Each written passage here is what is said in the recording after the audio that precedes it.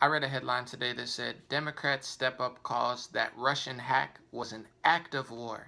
Translation, Hillary Clinton didn't win, so they couldn't start the war with Russia that they were trying to start. So now they're screaming, lying, crying, and trying to start a war with Russia anyway. You may recall that at the time that Germany was reunified, the promise was made to Gorbachev, the leader of the Soviet Union, that NATO would not move 1 inch to the east of Berlin. Well, since then, NATO has been steadily moving to essentially surround Russia. Now we're conducting war games around Russia. We are dropping fake nuclear weapons in Nevada, preparing for this potential nuclear war, which Hillary Clinton is begging to start. And let's just be clear what it is that Hillary Clinton's policy on Russia is. It is essentially a virtual declaration of war. That is what will happen if Hillary Clinton proceeds with her plan to create a no-fly zone. That means we are shooting down Russian aircraft. What's better than World War III, right guys? First of all, the Russian election hack was still never proven. There's absolutely no evidence. First of all, the one Russian hack story was completely fake and made up.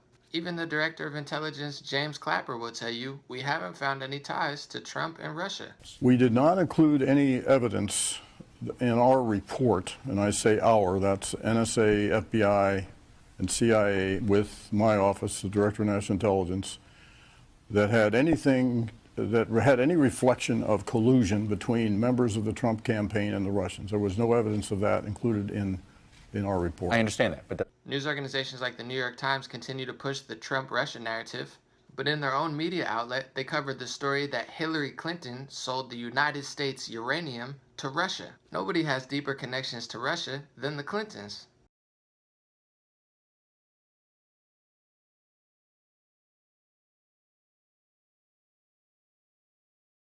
Bill Clinton has praised Vladimir Putin. He's made money doing $500,000 speeches in Russia.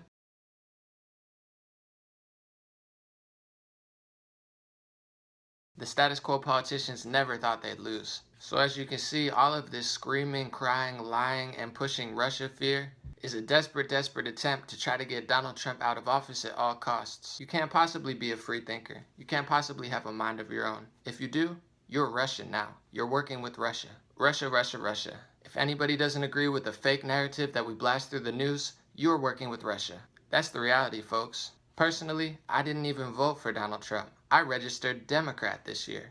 But the Democratic Party reared its ugly head and showed everybody how dishonest, stubborn, and ruthless they truly are. They don't want to work with Bernie Sanders supporters and progressives. They don't want to work with libertarians and Gary Johnson supporters. They don't want to work with Green Party and Jill Stein supporters. And they don't want to work with Donald Trump supporters. In fact, not only do they not want to work with anybody, but they proceed to call you racist, sexist, xenophobic, stupid if you don't agree with their blatant lies. They had it set in stone that they wanted to fight with Russia. They lost the election, and they're still trying to start a war with Russia, even though they didn't win the presidential seat. And they wonder why they didn't win.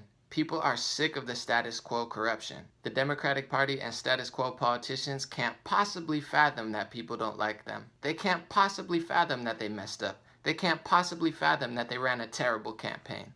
Nope, it's Russia's fault. They've been doing this for over a year now, and it's getting old and pathetic. Watch me living out the system, yeah, I stretch like every day. I be all about my fitness, keep my mind about the stress. So I always be my sickness, I don't trust no corporation, cause they lie like politicians.